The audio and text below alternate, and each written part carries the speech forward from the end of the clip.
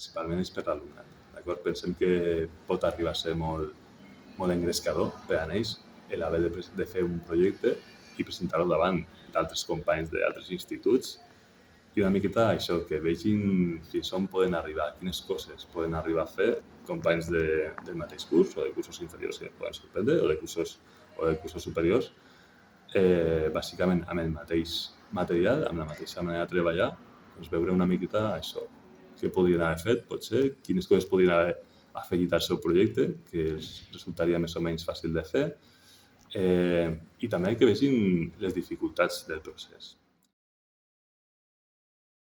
Nosaltres som Àfrica Manel i Laura d'Institut Sant Pere i ara explicarem per què volem entrar a aquest concurs. Per començar, a nosaltres ens agradaria participar en el concurs per poder descobrir coses noves sobre la robòtica i tecnologia, ja que és un tema bastant important per descobrir. En segon lloc, ens agradaria poder treballar amb el material tecnològic i en les aplicacions per poder modelar la placa robòtica i experimentar noves tècniques de treball. I finalment, volem conèixer com treballen els altres participants a l'hora d'utilitzar material tecnològic. Desitgem poder entrar a aquest concurs. Salutacions! Nosaltres anteriorment ja vam participar al Retodec en el curs 19-20, per tant, la nostra participació es va veure afectada pel tema del Covid. No se va poder fer finalment aquesta mostra dels treballs que per mi és una de les parts més engrescadores, com he dit abans, és una de les parts més xules. En el centre, la robòtica se treballa en diferents assignatures. Després el professor ens explicarà com treballem a primer la programació, que se fa a partir de l'Scratch. I ell vos ho explicarà millor. Després, en segon, fem aquesta optativa de programació, de robòtica. També, durant el curs de segon de l'ESO, el que fem és tocar Scratch. Per què? Perquè la gent que no ha fet l'optativa també pugui fer aquest Scratch en aquest segon nivell de l'ESO.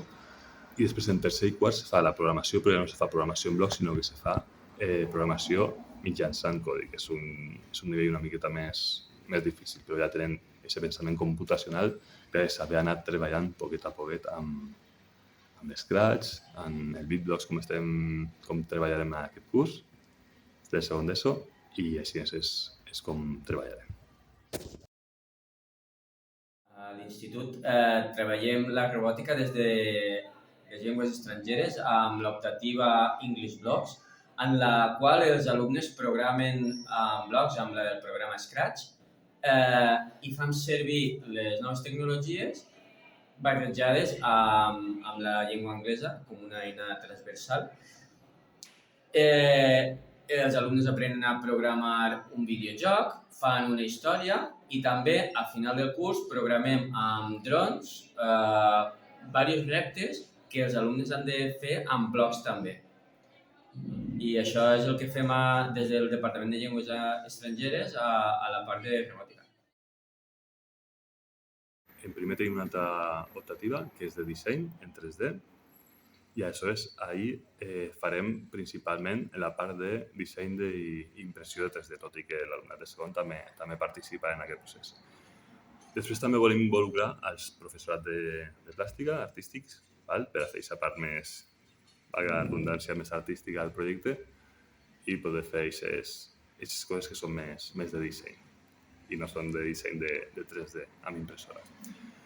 I després, segons sigui el projecte final, com encara no hem decidit ni hem arribat a pensar què hem fet, perquè primer hem d'anar fent la programació i veure fins on podem arribar una miqueta, doncs una vegada decidim quin projecte duem a terme, sí que ens agradaria poder comptar amb altres assignatures, amb l'altre professorat, com per exemple de matemàtiques o de física, una miqueta de secari científic,